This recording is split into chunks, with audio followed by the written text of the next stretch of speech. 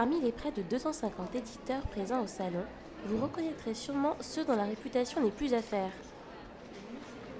Casterman, Nathan ou encore l'école des loisirs.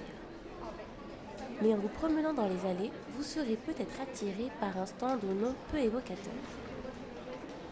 Le but de Québec Édition, c'est de faire connaître, et il y a l'équivalent aussi qui s'appelle Livre Canada Books, et l'équivalent, l'idée est de faire connaître, d'encourager la distribution, la diffusion de la lecture des titres, des auteurs, des illustrateurs du Canada ailleurs dans la francophonie.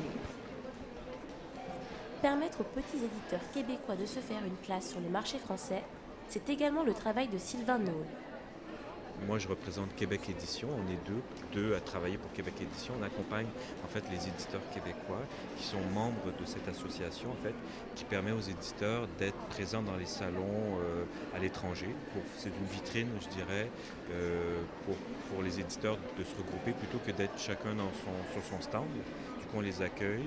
On fait le salon du livre de Paris, Montreuil, on va à Bruxelles, Genève. Enfin, il y a plusieurs salons à l'étranger. Tous les éditeurs sont libres d'adhérer ou pas. En fait, il n'y a pas d'exclusion, il n'y a pas de critères de sélection. Une occasion de mettre entre les mains des jeunes Français des histoires venues d'outre-terre aux sujets très divers. Au Québec, on peut aborder des sujets, même pour la jeunesse, qui sont parfois un peu durs, ou par exemple la maladie, la mort, la séparation, les parents homosexuels, des choses comme ça, qui en France sont un peu tabous, enfin on n'en parle pas trop.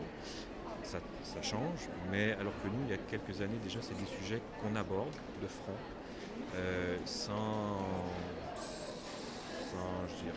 chercher à rendre ça joli ou quoi que ce soit. Donc du coup, il y avait un petit côté un peu nature, brut, qui choquait un peu les lecteurs français.